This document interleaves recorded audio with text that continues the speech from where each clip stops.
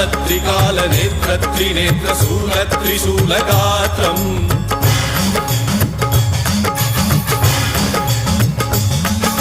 सत्यप्रभाव दिव्यप्रकाश मन्त्रस्वरूपमात्रम्